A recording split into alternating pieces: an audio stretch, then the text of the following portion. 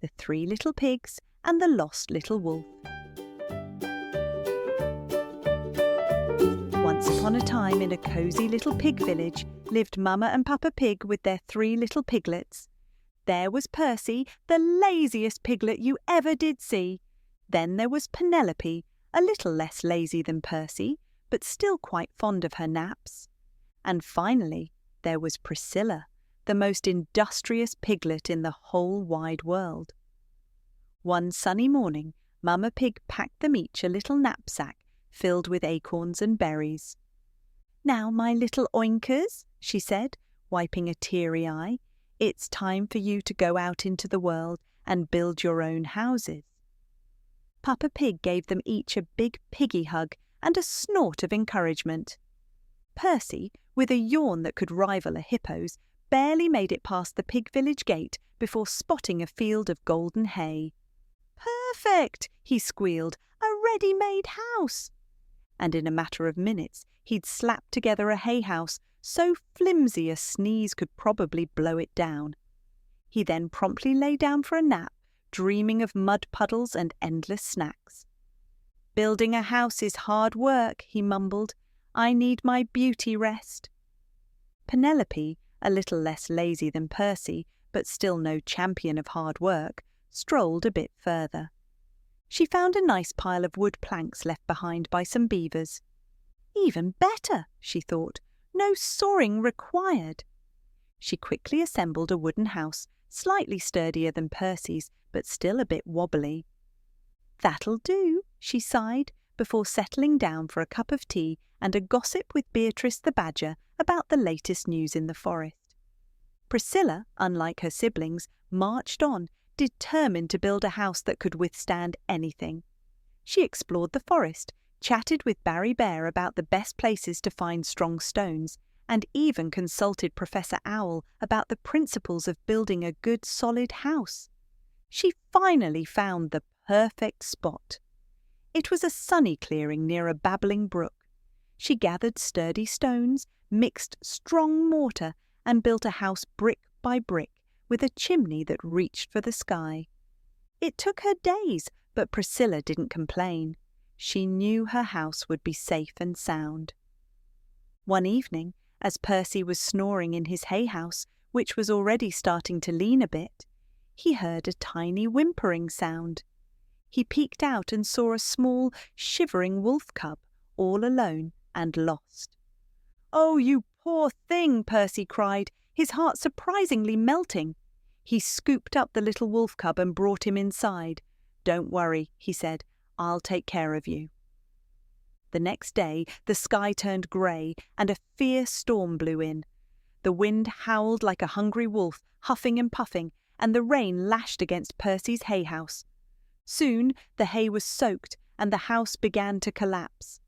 Percy, clutching the little wolf cub, ran as fast as his little trotters could carry him to Penelope's wooden house.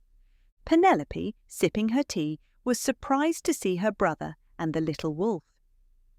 "What's all this commotion?" she asked. Percy explained about the storm and his ruined house. Penelope, though a bit put out by the interruption of her tea time, let them in. They huddled together, trying to stay dry, but the storm grew stronger. The wind rattled the wooden walls, and with a loud crack, a big branch fell on the roof, making a hole. Penelope's house was no match for the storm's fury, so Percy, Penelope, and the shivering little wolf cub ran through the wind and rain to Priscilla's sturdy brick house.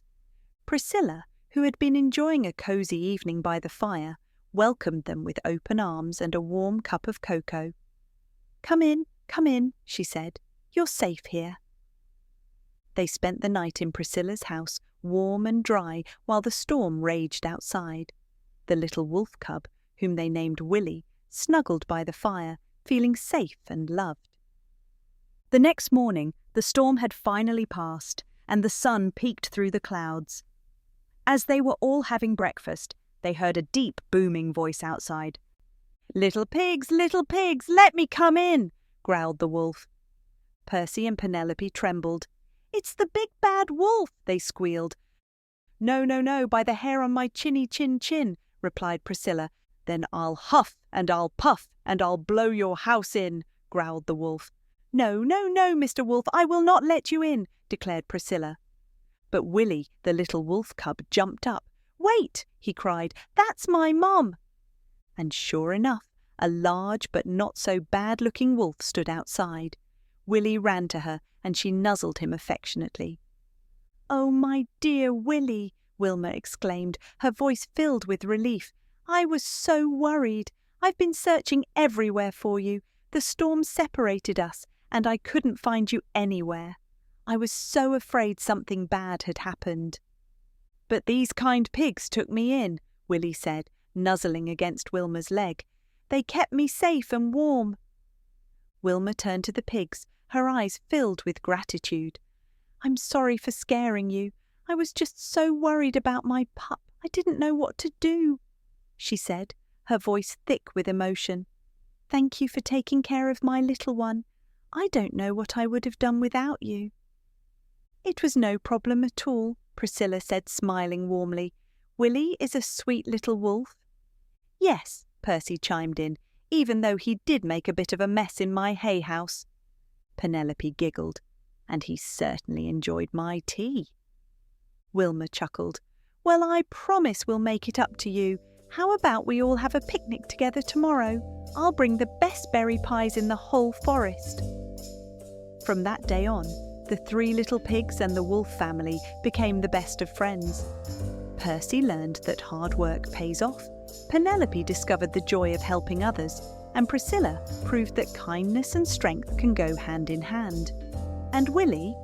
Well, he had the best of both worlds, a loving mom and 3 new piggy friends, and they all lived happily ever after. And that, boys and girls, is the story of the 3 little pigs and the lost little wolf. Remember, taking the easy way might seem fun at first, but hard work always pays off. Being lazy can also lead to trouble, like what happened to Percy and Penelope's house during the storm. So work hard, be kind, and always do your best.